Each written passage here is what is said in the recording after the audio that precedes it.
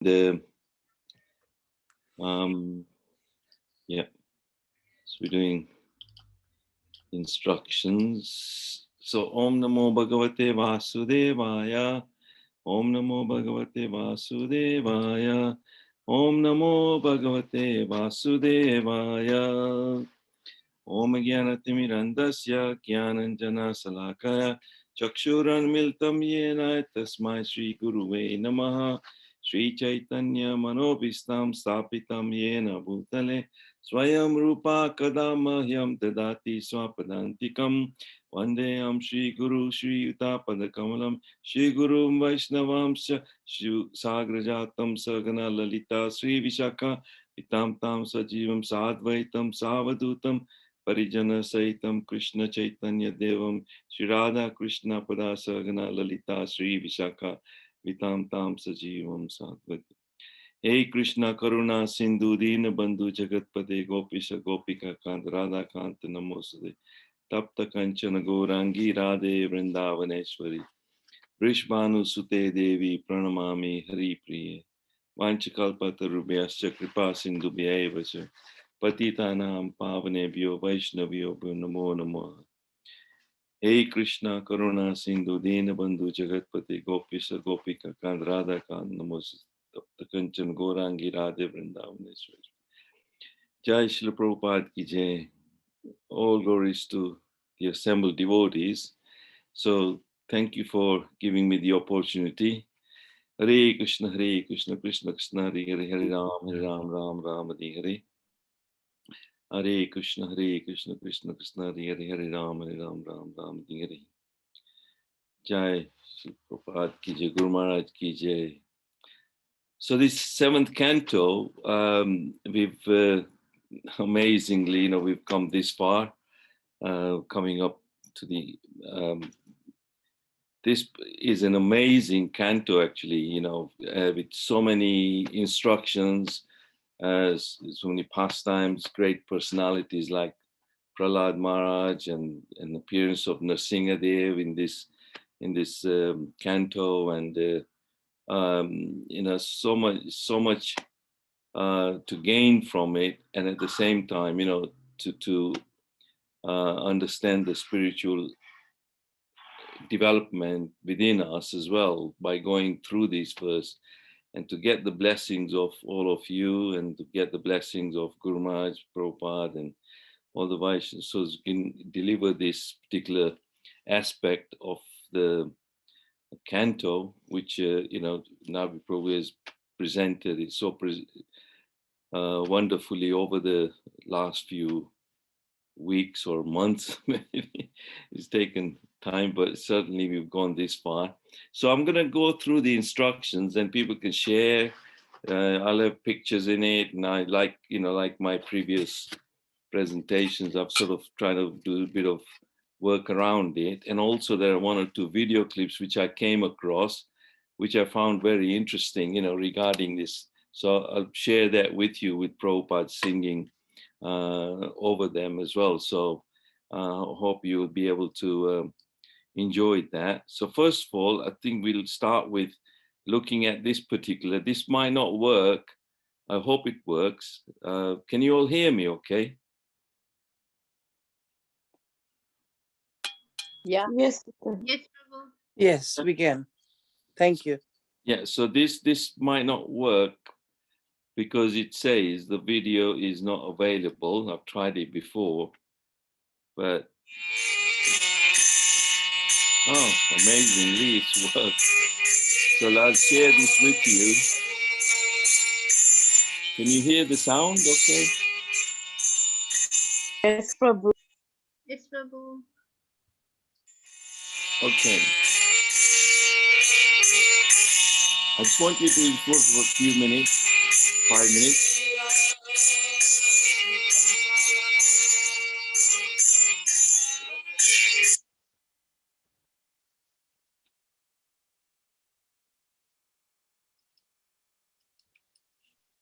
Stop now.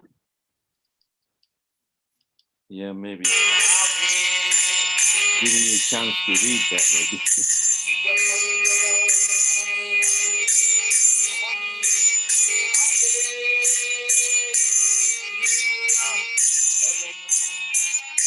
Here you can go through the content, chapter 7, Canto 7, what sort of thing you can go. Yeah, that's the king of demons, trying to become immortal, and it terrorizes the universe.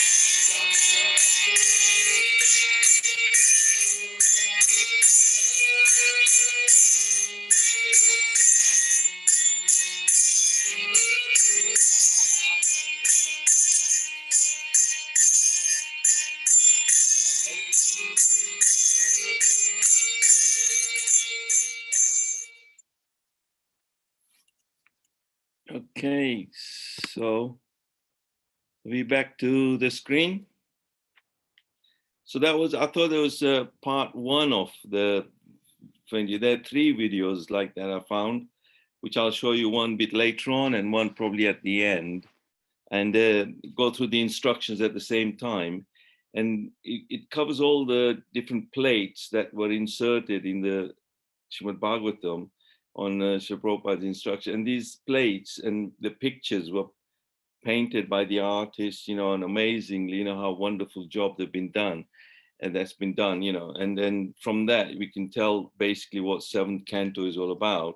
So, you know, to start with the instructions, then, you know, like this is the first canto.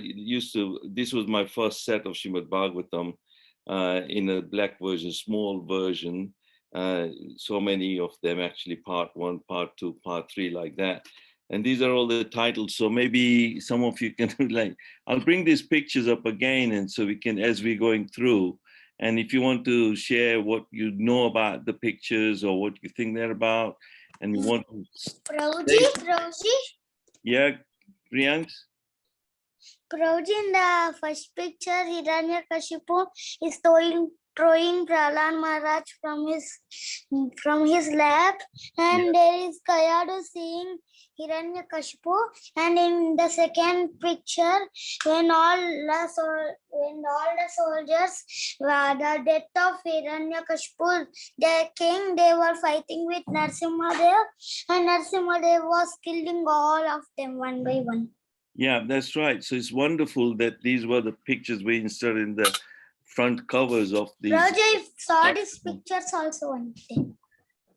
Yeah, thank you very much. And you can share your knowledge about these because you love these. And also, this is another version of the covers that were, but this is part 3 of 7th canto. As you can see from in the 7th canto part 3, there is Narada Muni telling Yudhishthira Maharaj about Krishna activities and pastimes. That's wonderful, yeah. And do you know what this picture is about? I think that's Lord Shiva, and he's. I will come to that. There was some pastime that happened. Banasura. Sorry. Is it Banasura? No. We'll come to it later on. You'll get to know. Okay. So we'll move on. Okay. So instructions. I'm going to read through these very quickly, and somebody wants to volunteer and read, by all means, you know. But they're all present. So in chapter 1, we're saying that Krishna is equal to everyone, and according to one's ability to receive the favor of Krishna, one advances in Krishna consciousness. So according to our own ability, we will receive how we advance in Krishna consciousness. So we'll be favored by Krishna as we do more in our bhakti, you know. And so the visibility of one's quality does not depend on the partiality of the Supreme Personality of Godhead.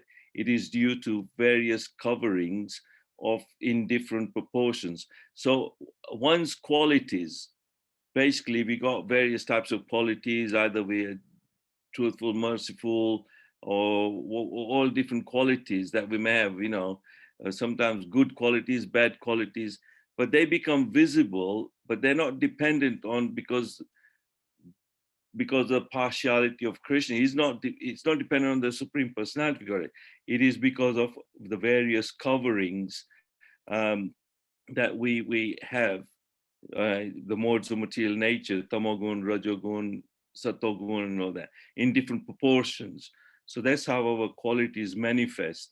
But it's, you know, because Krishna is not partial, he's totally neutral. Certainly, this is astonishing. Therefore, Maharaj Yudhishthira inquired about the cause for the Lord's mercy, mysterious mercy. Now, we've been talking about the mercy of Krishna in the last my few sessions, and this is like saying that it's a mysterious mercy. How is Shishupal? So Maharaj Yudhishthira was very much astonished, inquiring about how come Krishna was still merciful on Shishupal. We saw that picture there. Certainly Shishupal was being offensive to Krishna, and he allowed certain amount of offenses, but then soon after that, you know, once that he reached the limit, then Krishna had to do something, but he still give him liberation. It's mercy in a strange way, but still mysterious. The Shastras enjoin tat vignartam satgurumeva vigachet.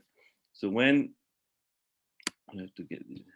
When one is perplexed by the difficult problems of life, to solve them, one must approach a guru like Narad or his representative in the disciplic succession. So the Shastras said that when we have difficulties, we should really, approach the right authorities to get help and guidance to solve them, because they're really self-realized personalities, especially if they're coming from in line with Narad Muni and all the way to Krishna. Then if a conditioned soul thinking of the Lord as an enemy or a friend, somehow or other becomes attached to the Lord, he receives great benefit. Prayers are for our benefit, as Krishna is not affected whether we pray or not. It is more for our benefit. So when we pray, it is more for our benefit. Krishna is neutral. He doesn't mind whether somebody offends him or somebody prays to him, for anything. So it's really for our benefit, really. When he chastises the demons, it is for their good. And when he accepts the prayers of the devotees, it is for their good. So he is affected neither by prayers nor by blasphemy. So Shishupal was being blasphemous, and he wasn't really, Krishna is not really affected by it, but it's not for Shishupal's benefit, really. It is, and when he chastises demons or anything. So that's the instructions. So here we're seeing how Shishupal was being offensive, and then Krishna ultimately. So these pictures were there in the video, but I'm going to use them. And if you want to say something more, then by all means, contribute. Just either unmute and say, or ask questions if you want to. So that's one part. Chapter 2 then, although Hiranyakashipu was a demon, he had Vedic knowledge and understanding. His plans to kill and eliminate the demigods indirectly describe the Sanatana Dharma. I don't know, it's gone. Vedic principles and Brahminical culture. He described ending of the performance of yagyas would mean, and so for Kali Yuga, Lord Chaitanya has prescribed the Sankirtan Yagya. So I don't know how it's typed out. His plans were to kill the demigods or eliminate the demigods.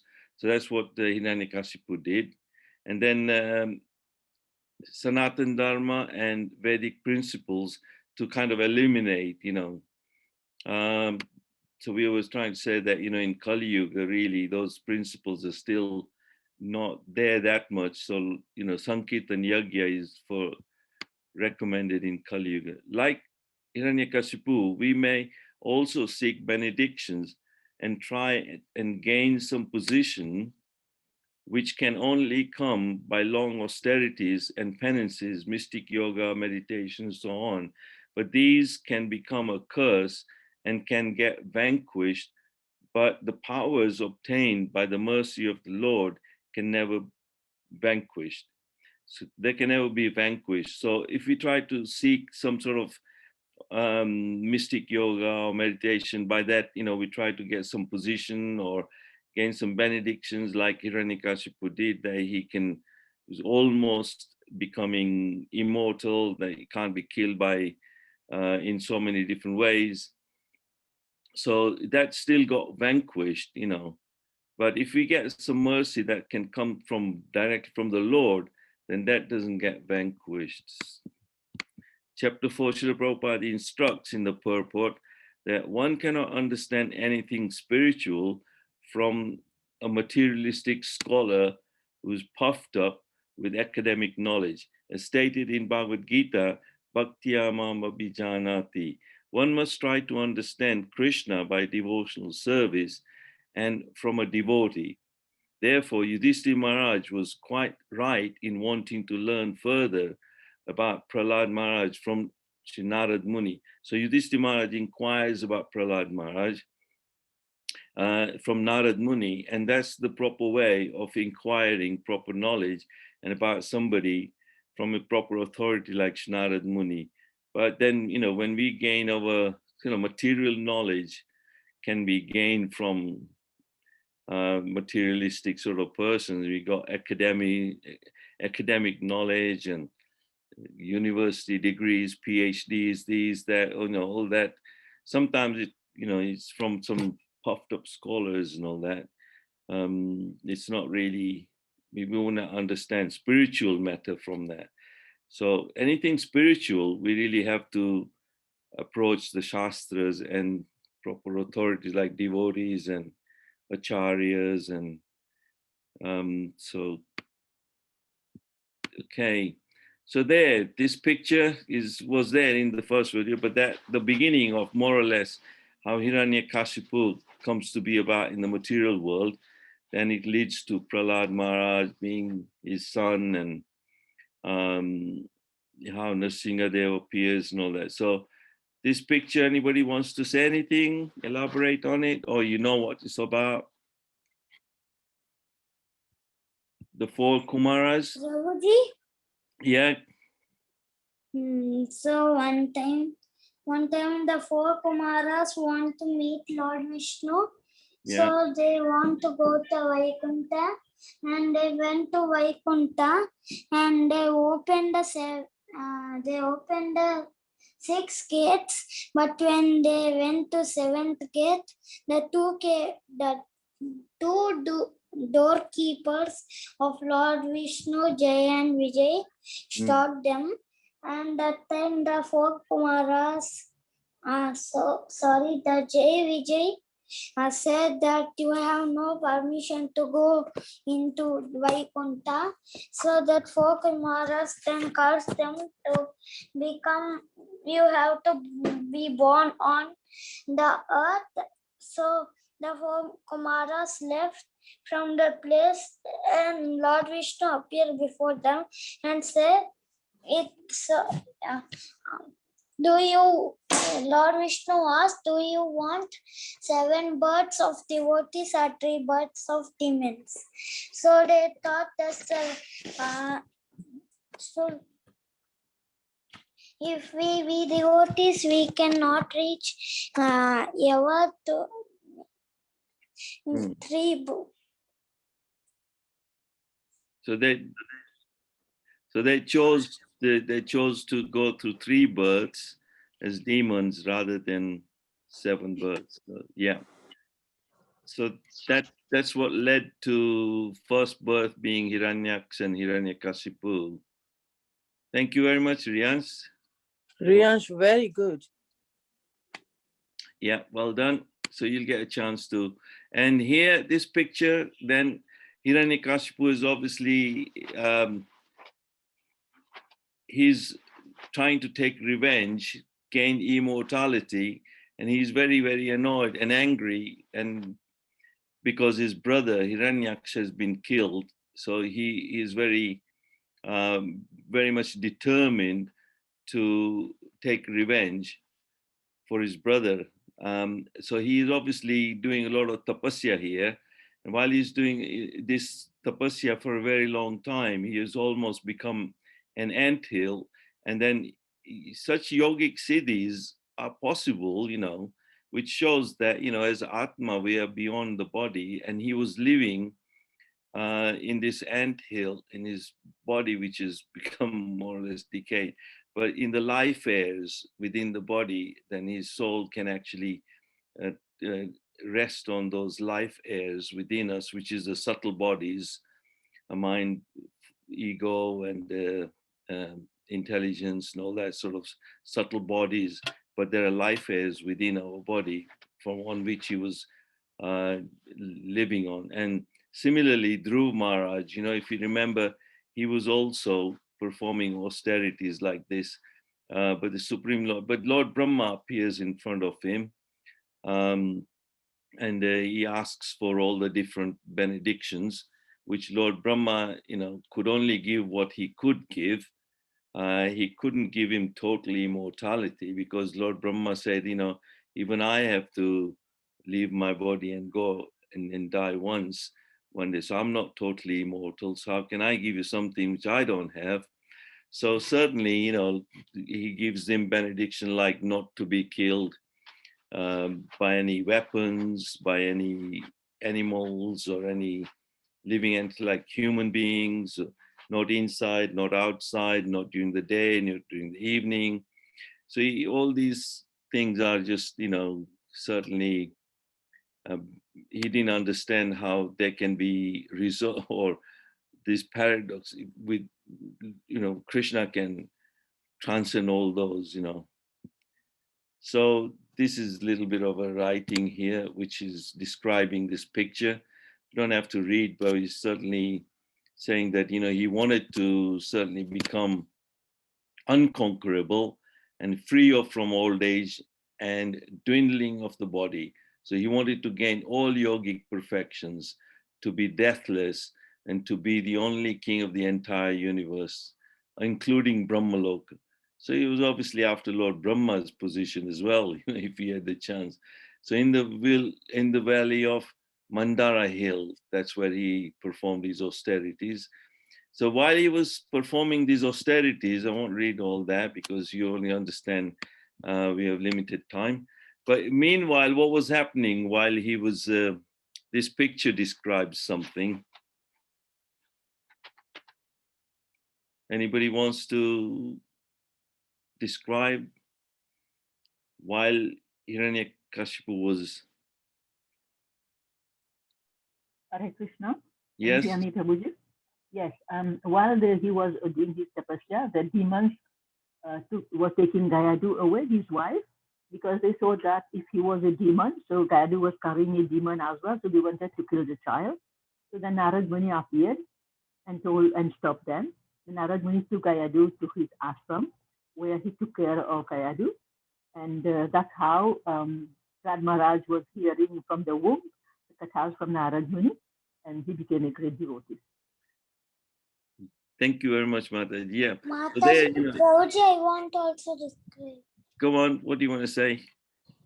Prabhuji, when Hiranyakashipu went to tapasya, that time the demigods thought that this is the best time.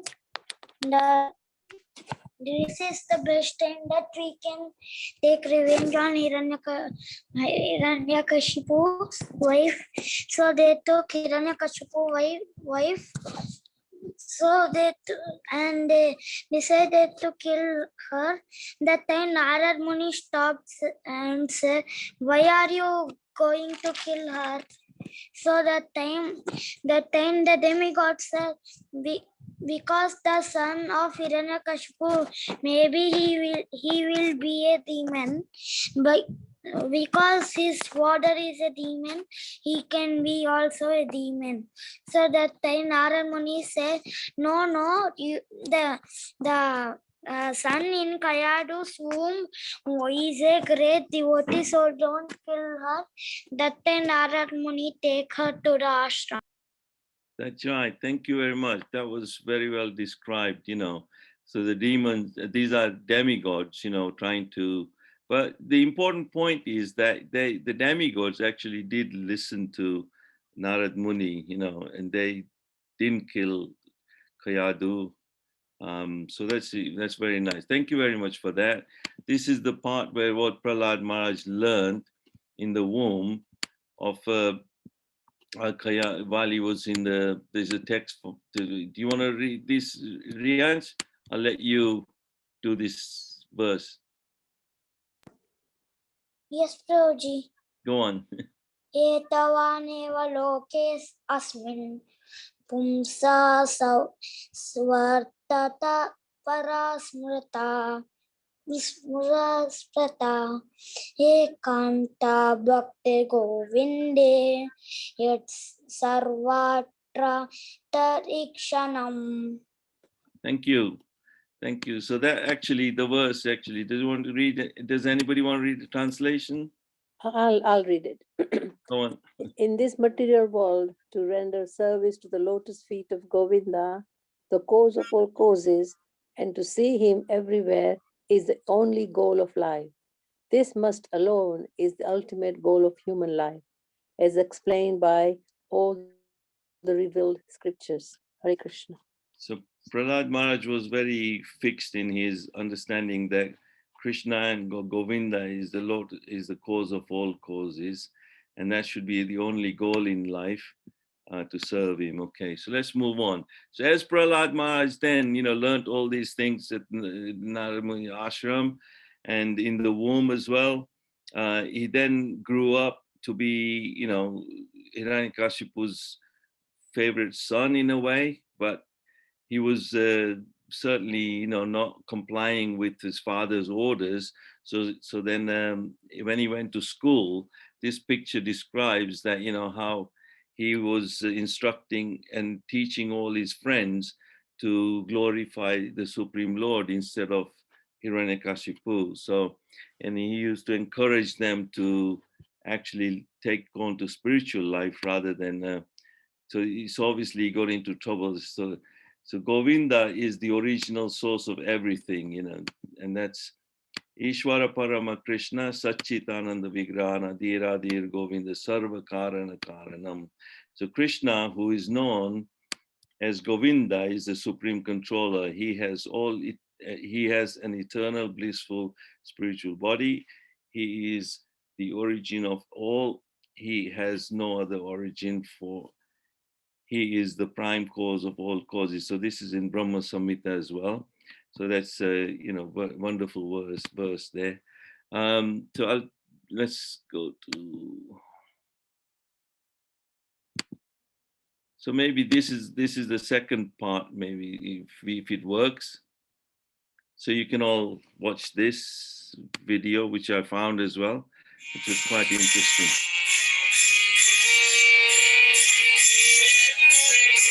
So this is part 2.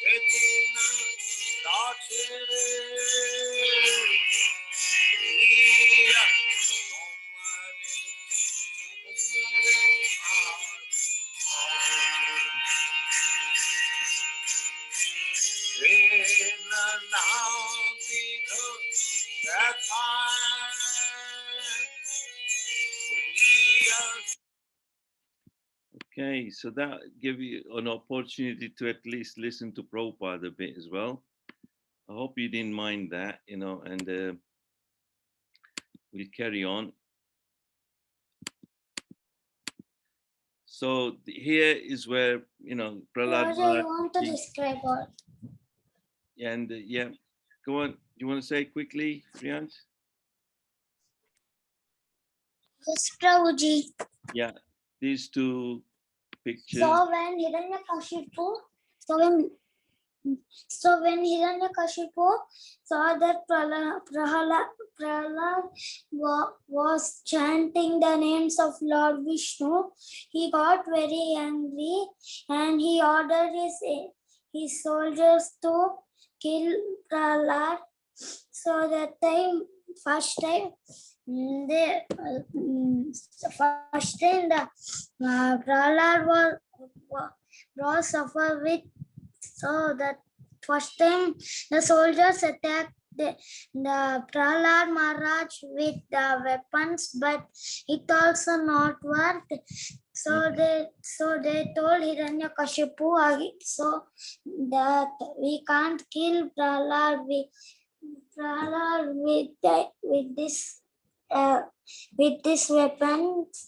So Hiranyakashipu instructed his soldiers again to throw Prahlad from a mountain. So the soldiers took Prahlad to a mountain and threw him from the mountain, but Lord Vishnu again saved him. That's right. Thank you. That's right. Because tried so many different ways to kill Prahlad Maharaj, but Krishna was always protecting him.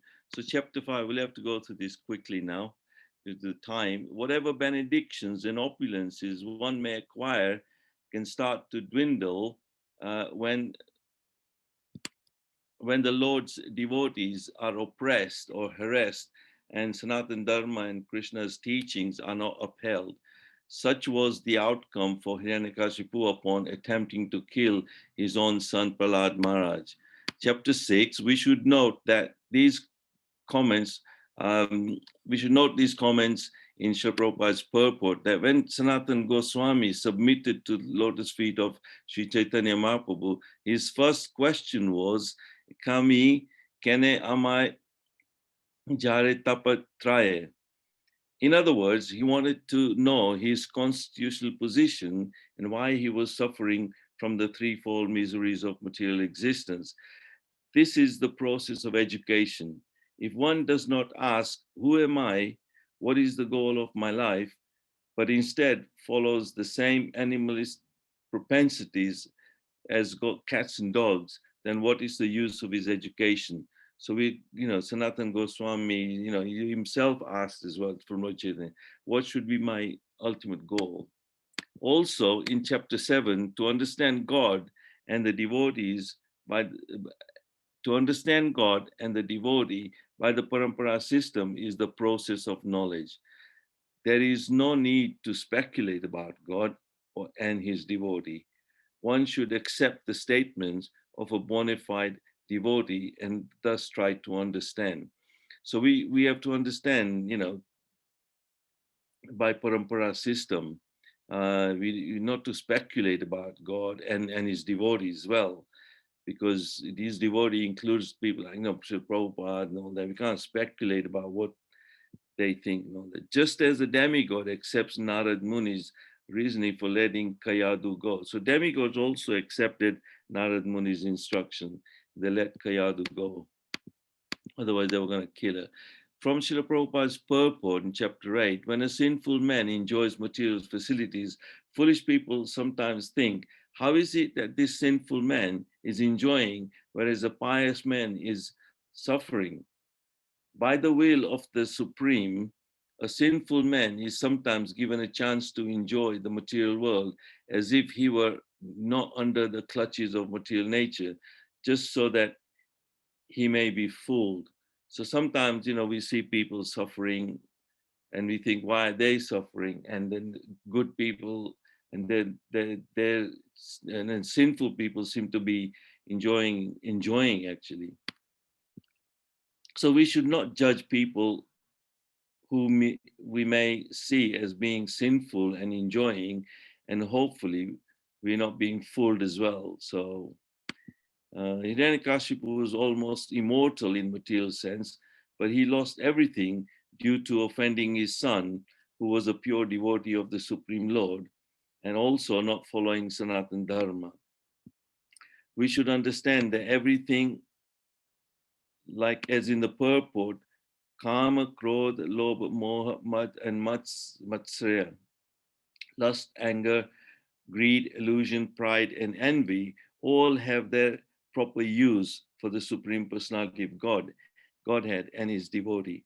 A devotee of the Lord cannot tolerate blasphemy of the Lord or his other devotees. And the Lord also cannot tolerate blasphemy of a devotee. So certainly, those instructions. So then obviously Lord Nrsimhadev appears in front of Hiranyakashipu, and then he's killed by the nails, upholding all the different benedictions that were given by Brahma. But then, it's only, and this is again the picture where he kills all the other demons, where he's very angry. And then Lord Nrsimhadev is very angry and all that. And all the demigods could not pacify Lord Nrsimhadev. Only Prahlad Maharaj, who could, was his devotee, he was fearless. He approached Lord Nrsimhadev, and Lord Nrsimhadev puts his hand over his head and gives him all the blessings and asks him what he wants. And Prahlad Maharaj didn't really want anything. But then, Lord Nrsimhadev did ask him to take over the throne. So we are being instructed by by Prahlad Maharaj, who did not give any importance to anything in this material world. No one can maintain his body or material achievements forever. A Vaishnav can understand that nothing within this material world, not even that which is powerful, opulent, and influential, can endure. At any time, such things may be vanquished. And who can vanquish them? The Supreme Personality of Godhead. So that's why he's Hari. He can vanquish anything, and ultimately he's always the winner at the end. And chapter 10, while we are in this material world, we will act piously and impiously. So by nature, we will have to do some action, and it can become either a pious or an impious act. but we're being instructed to manage this very expertly, like the exalted Prahlad Maharaj is described as Jivana Mukta, so liberated while still in this material body. So, by doing bhakti and all that, we're not affected by the actions or sinful actions or the reactions, but by remaining surrendered to Krishna and in Krishna consciousness. So Prahlad Maharaj was like that. He was liberated while he was still in his material, because this management of pap punya can be expertly managed by thinking always of the Supreme Lord and doing unalloyed devotional service. Thus, the reactions of suffering cannot affect us greatly, as bhakti also nullifies impious actions. So, these pap punya actions, we have to learn to manage. So there, Brahma installed Lord Prahlad Maharaj on the throne after Nrsimhadev is left, and Hiranyakashipu has been killed. But he always asked for benediction that, he remained always in the association of devotees, and that he always never forgets Krishna. And he had to rule over for the whole manvantara, so a very long time, he still had to be in the material world, but he followed the order of Lord Nrsimhadev. So it said Lord Nrsimhadev, the Supreme Personality, was greatly pleased by the pure devotion of Prahlad Maharaj and ordered him to take charge of his father's kingdom. So he was inaugurated by Lord Brahma in the presence of other saintly persons and demigods. So that's very nice to see that, he had to do that. But then he carried on his pastimes. We got a few chapters now. There are so many instructions in this chapter that for everyone to create a perfect society according to Sanatana Dharma or Vedic injunctions. Narad Muni, who compiled his Bhakti Sutra and gave it directions in the Narad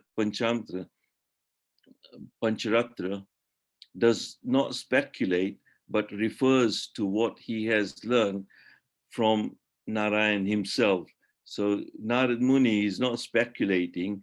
He's written his compilations and all that, but he's actually saying what he has actually learned from Narayan himself. So Narad Muni says that after first offering my obeisance unto Lord Krishna, the protector of the religious principles of all living entities, let me explain the principles of the eternal religious system of which I have heard from the mouth of Narayan. Even Yamaraj is the authority, who is the authority, says that religious principles consist of codes and laws given by God. No one can manufacture religion, and therefore manufactured religious systems should be rejected by the followers of the Vedic principles. So sometimes, people start their own religion and say, I follow this path, and I follow this religion, that religion, but they're all sometimes man-made, and they don't actually contain real codes and laws which are actually given by God. So in Kali Yuga, such perfection in society is lost. So we are instructed to understand Krishna in devotional service to him under the disciplic succession. Chapter 12, we have to accept the inconceivable qualities of the Supreme Personality of Godhead, for no one can understand from the material point of view how the Lord is all pervasive and yet is situated in his own abode, Golok Vrindavan. This realization is possible if one strictly follows the regulatory principles of the ashram, like brahmachari, grihastha, vanaprastha. So in these chapters later on, start to describe about the four varnas very quickly. Somebody can tell me 4 varnas and 4 ashrams? And they're all laid out by Krishna, and Krishna obviously loves cows. So they're Brahmins, Kshatriyas, Vaishyas, and Sudras. And we have, that's the system that's always there. Even in a corrupted form like in Kali Yuga, you still find that there will have to be Vaishyas, businessmen and farmers. There will have to be an army and a policeman and all that. So these are all the 4 varnas and the 4 ashrams. So one has to go through all this life of Brahma, but one should be a grihastha, live one's life depending on the Supreme Personality of Godhead, and perform sacrifices. And in this Kali Yuga, the sacrifices. So this was the pastime, I think, picture of Danava. Is it Danava? Yeah, he had created some sort of, when Prahlad Maharaj was there, and he created some invisible flying vehicles or something which were not visible Cities, for yeah. the demons. He created cities, 3 cities. Cities, that's right. They were invisible and they were for the demons, and then they were causing some problems or something. So then Lord Shiva had to deal with that, I think. So don't want to elaborate on that, but that's during Prahlad Maharaj's time. Then obviously there's an incident where Prahlad Maharaj was going along, and then he met this saintly person who was lying on the ground, living like a python, and we covered this pastime. So quite, he then explained about how he instructs how Supreme Lord has created all these different living entities as resident places for the Supreme Personality of Godhead has created many residential places like the bodies of human beings, animals, birds, saints, and demigods. In all of these innumerable bodily forms, the Lord resides in the living being as Paramatma. So he's known as Purushavatara.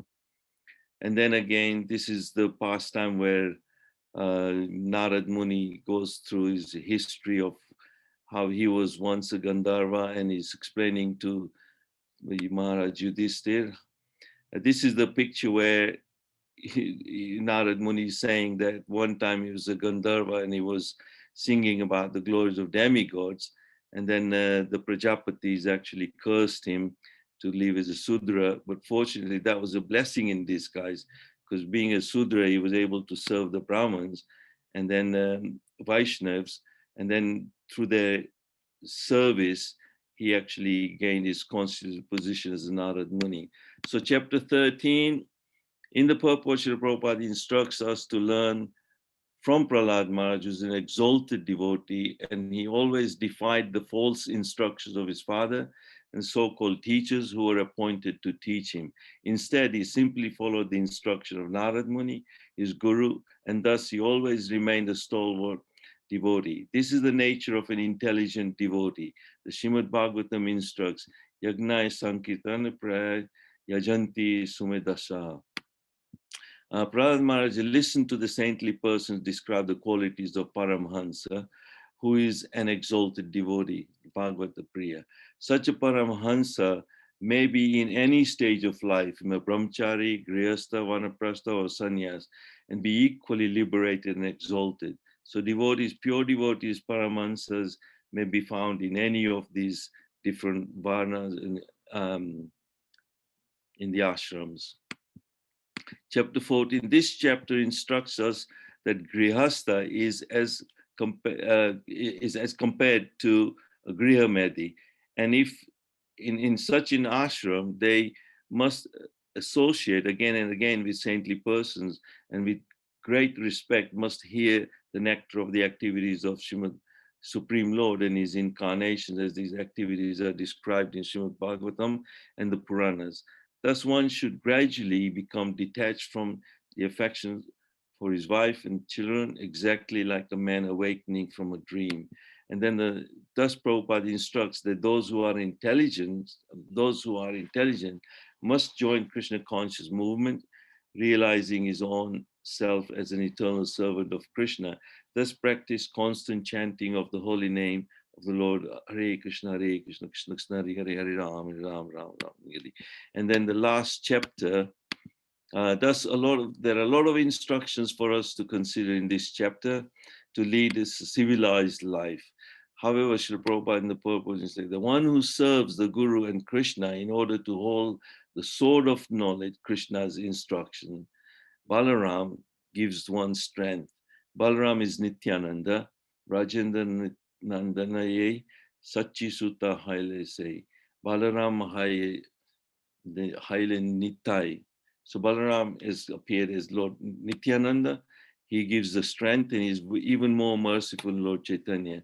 So praying to Lord Chaitanya and Lord Nityananda gives us more blessings, hopefully, and gives us more mercy.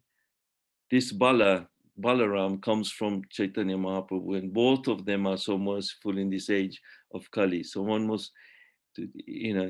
may very easily take shelter of the lotus feet. So they can especially be delivered by fallen souls in this age. Papi tapi yatta chila hariname udharila. Their weapon is Sankirtan, Harinam. Thus, one must accept the sword of knowledge from Krishna and be strong with the mercy of Balaram. So Jai. Canto 7 ki Jai and Srila Prabhupada ki Jai, Guru Maharaj ki Jai. All glories to assembled devotees. Jai. So I've been able to go through these instructions very quickly.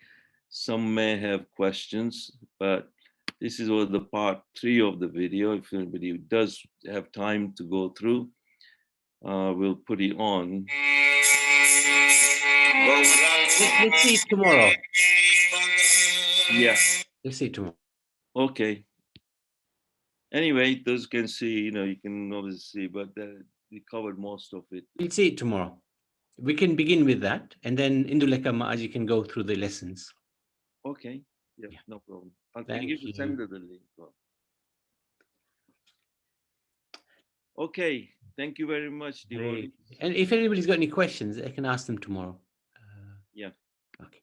So let's go to the Nishinga Kavach. Hare Krishna.